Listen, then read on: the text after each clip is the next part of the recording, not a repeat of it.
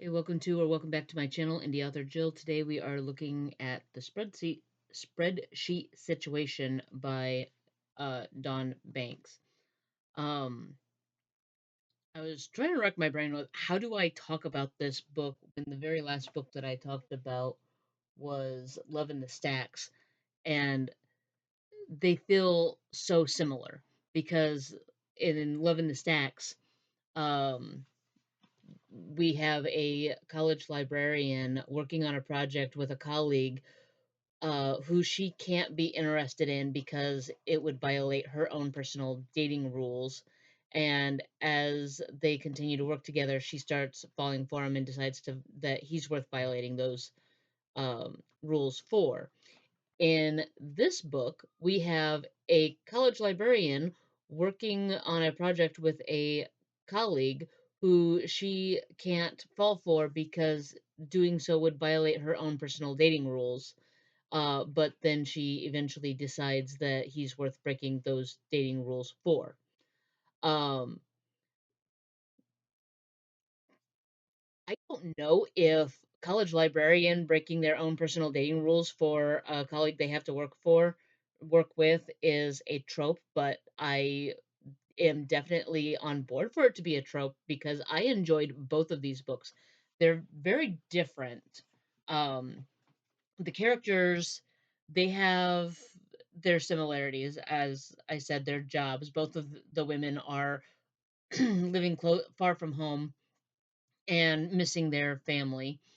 um, Both of them have an ex-boyfriend who is an absolute garbage human being, and both of them have uh, struggle with mental illness. With Nicole in Love in the Stacks, it was anxiety. With Evie in the spreadsheet situation, it's panic attacks. Uh, Also, she also has anxiety. um, Both of them have therapists that they talk to when they need to. Um, but again, they're very different characters because with Evie, she is very much into. Um, she likes both of them like romance novels, but Evie specifically likes the pirate uh, romance novels. Um, the male protagonist is also very different. With Love in the Stacks, Adam was a very quiet, nerdy guy. Um, and with the spreadsheet situation, um, give me a minute, his name also starts with an A, Andrew, is movie star hot, and he is a history professor. The thing about Andrew is at one point Evie tells him that she pictures him uh, in his study or library at home wearing a tweed shirt with leather patches and smoking a pipe reading presidential biographies. And for me, when I was growing up, like I was an army brat, so I was in like four or five different high schools before I actually graduated. But the first every high school I've been in, the history teacher was also the uh, football coach. So when I hear history teacher or history professor, I immediately think jock. And actually, the first high school that I was in, three of the coaches were history teachers.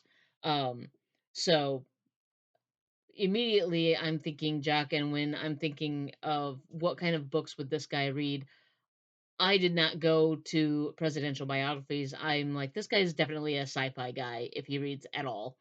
And when she asks him what he does read, he does say he is interested in sci-fi. What I love about both of the male characters is in both books is that they don't stay in their box. Um, with Adam, he's very funny. He's very nerdy, but he's also very funny. He's big on memes. With Andrew, he's very exploratory. So when he's trying to get to know Eve, he's got an open mind when it comes to books. So when he's like, "What do you like to read?" And she's like, "Well, I like romance novels." He's like, okay, any particular kind of romance novels? And she's like, well, more specifically, pirate romance. And instead of being very judgy and being like, oh, okay, he immediately leans into learning more. He's like, okay, what do you like about them? And she's like, well, I like the yearning. I like especially if it's like two rival pirates who find their way to each other and have to overcome all of this, um, all these different things to get to one another. And so over the weekend, he asks her, what would you recommend? Where would I start if I was gonna start on a book, any book? What would be my intro to pirate romance? And so she gives him a recommendation. And he spends the weekend reading it. He finishes it by Monday and is not only willing to discuss it, but he also wants to. He's like, "What's the next one? What would you recommend next?" And um, I like that he was willing to like. He's not stuck in. I only read sci-fi. I only read these like I'm not going to read romance. Those are for girls or whatever. He's totally on board with reading whatever is interesting to people that he himself is interested in. Whether it be Evie or a colleague or a friend, any of his friends can, if they get into a um, type of genre that he's not used to, he'll ask them, "Well, where would I start with that? What book would you recommend?" Because for him, it's a way of how do I get to know you better? Well, I'm not going to get to know you the best by I can sit here and ask you your favorite color and your favorite animal, and I can ask you, um, you know, about your family life, but I will get to know you better if you tell me the things you like, the books that you like to read, the music you like to listen to, and then if I read your favorite genre and I listen to your favorite types of music, that tells me more about you than what your color tells me about you. Um, what your favorite color or favorite animal tells me about you. And I love how attentive he is. Evie is very much uh in the anxiety and panic attack camp. And a lot of people, if you know somebody who you may know somebody who struggles with attacks and don't actually know that you know somebody who has panic attacks, because one of the biggest things with people with anxiety and panic attacks is that they don't want to be a burden, and so it's either I don't want to be a burden or it's I don't want to be seen as weak and incapable. um I know a lot of people that have um, anxiety and who have had panic attacks, and they didn't reach out for help because at one point in time they had a panic attack and somebody belittled them for it and basically made them feel like they were less than for having any kind of adverse feelings or um, being incapable of handling a stressful situation.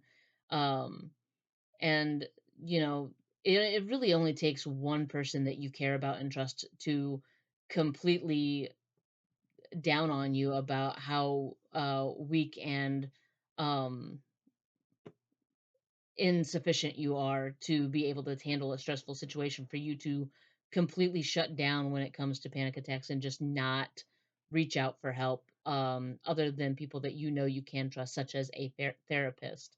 um and this is shown very well when Evie goes into a meeting and it becomes stressful and she does not bring any attention to herself intentionally. She is doing everything she can to control the control herself. She starts doing the deep breathing exercises, but she tries to do it in a way that isn't um obvious to anybody else. And the only one that seems to notice is Andrew. And so when Andrew is turning to her and he's like, "You okay?" And like he doesn't understand what's happening, but he knows that what's happening is not a good thing.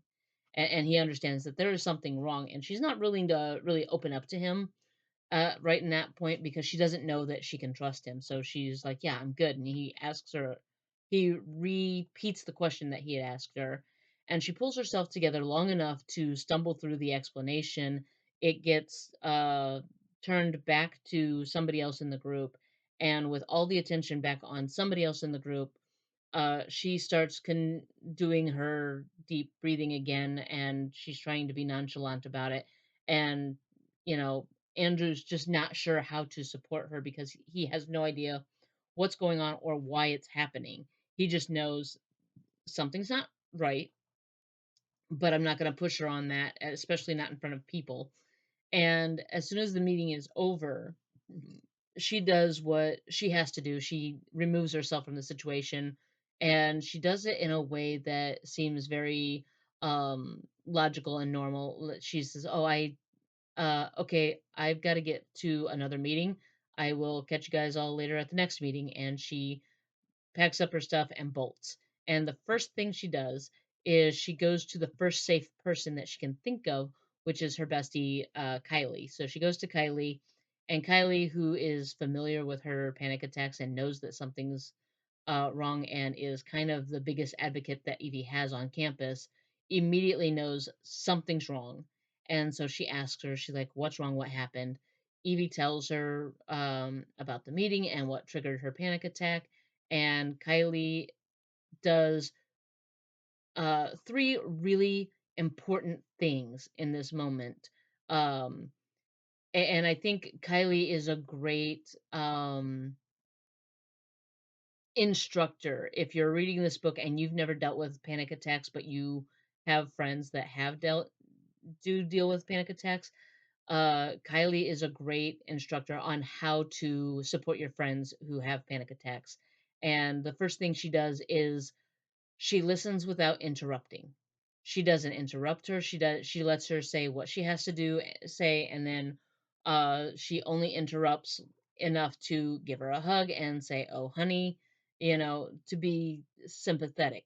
The second thing she does is she validates Evie's emotional distress and the mental distress. She doesn't make her feel that the panic attack was unnecessary. She doesn't make her feel that she is weak or wrong for having the panic attack. She just acknowledges you had a panic attack because you were in a stressful situation. That makes sense. That is valid. And then the third thing she does is give her very clear and simple instructions. This is what you're going to do. And she doesn't give her a long list. It's three things. You are going to stay in this group and prove that you are the baddie everybody knows you are, and you are going to crush it. You are going to go and call your therapist and set up an appointment, and you are going to not let this person that's triggered this panic attack have the satisfaction of knowing they got to you. So she gives her only two or three things that this is what you're going to do right now. And they are doable things. So the first thing she does is she goes back to her office. She calls her therapist. She sets up an appointment, explains the situation, sets up an appointment. The second thing she does is she recenters herself on the project. And the third thing she does is make an attempt to put the person that caused the trigger in the first place out of her mind and come up with a plan on how to handle herself by the next meeting so that she is prepared to go into that meeting without having another panic attack. And like I said, Kylie is an incredible uh, advocate for Evie, but also an incredible instructor on how to help support your friends with anxiety and having who are struggling with panic attacks. Um, I love Andrew because he also, once he starts understanding what's going on with Evie, he is fully on board with how do I support you? How do I help you? How do I make this better? And of course, he wants to fix things. He wants to make things better for her. He is absolutely the kind that would 100% without even thinking about it, punch the other guy in the face. Um, the things that I like about Evie is, again, I feel like this author has written a story and taken me and put me in the main characters and then just changed a couple of things. I obviously am not a blonde. Um, but my hair does like to kind of have a mind of its own and do its own thing. Um, I'm definitely a curvy person, but like I don't feel as confident about my curves as what Evie does. And I'm a shorty McShort person. But I'm also very loud, and I love Andrew. He's like, you are a bit loud to be a librarian, and she's like, yeah, but I'm closing, so I'm in charge, so I get to do what I want. And I agree with so many things that Evie says in this book. Uh, First of all, Brendan Fraser, absolutely crush-worthy celebrity. George of the Jungle definitely should have been rated higher than PG because of all the loincloth action. Um, Mummy, definitely a stellar movie. And John is a complete and total douche canoe, and he deserves being punched in the face. I no notes. I disagree with none of it. Um, like I said, it was a little funny to me to be reading two books back to back that were so close in plot line of a college librarian working with a colleague that she, for her own personal reasons, feels is undateable, and then decides, okay, those reasons don't apply to this particular guy. I'm going to give it a shot. Um, and both of them are neurodivergent and dealing with um, anxiety and panic attacks. And it doesn't really say right off in the beginning. It talks really early about Evie's panic attacks. But one of the things that, like, when the story starts off, I immediately was like, okay, yeah, she has panic attacks, but she's also ADHD. Because she the story starts off with her swearing out loud because her phone goes off, an alarm has gone off on her phone, and n- at first she's swearing at the phone because the phone has startled her, but then she's swearing at herself because she's like, I set this alarm. I know I set this alarm. I knew this alarm was going to go off, and it was supposed to go off so that it reminded me to take a break from my work and go and, like, eat something or do something more than just my work. And what she's got to do is close up the library and get something to eat. But I set alarms on my phone. I have a list of alarms on my phone for waking up, for eating, for taking breaks, for doing this, doing that. And if I get into a zone with writing, or if I'm like reading, I will set alarms to, like, okay, I need to stop reading at this point so that I can get ready for this next thing.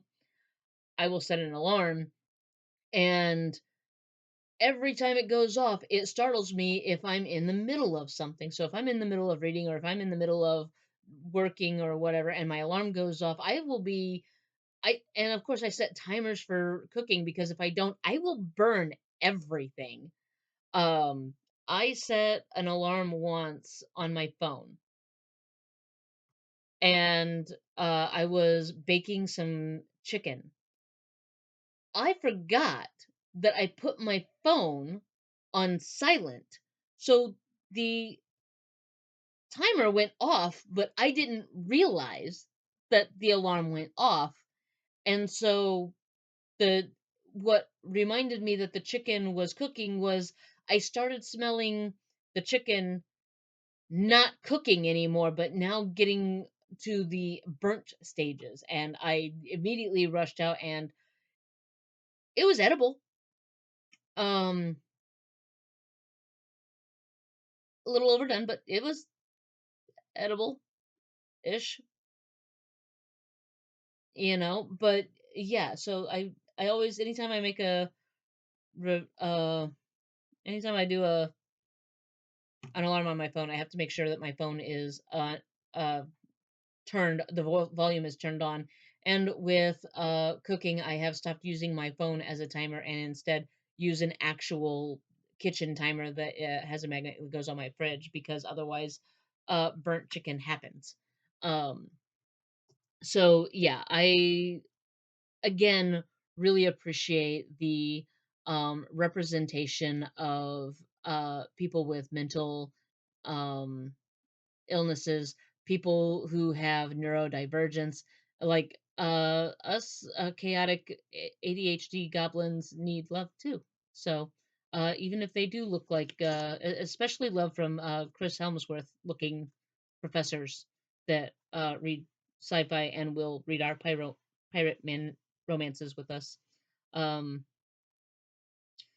so, yeah, definitely get Don Banks' book, the spreadsheet situation. You don't have to be able to actually say the title unless you're looking for it in like bookstore, asking for it in bookstores or libraries. But it yeah, being able to say it correctly helps, but it is a bit of a tongue twister. At least for me, it is. I have not been able to say it the first time correctly since I've gotten the book. Um, but still a fun read. I thoroughly enjoyed it as much as I thoroughly enjoyed the last one, and I need more college librarians dating colleagues that they have to work with. Um, and if they are Dr. Pepper and Brendan Fraser fans, and also have ADHD and anxiety, all the better. So I will talk to you guys another next the next book. Also, I will say that both of these books have been 1 day reads. Like I was able to get through these in like I had the weekend off, so I just powered through each of these. They're so easy to get through, you guys. I mean, it's 306 pages, but yeah, within 1 day I was able to get through this book. The other book, I don't even know where it's at right now. Helps if I had my glasses on, but I'm trying to avoid the glare of the ring light and the lights on either side. Where did that one go? It's a 29, right? Was it 29? No, it wasn't 29. It was, oh, it was 59. It's over there behind the ring light.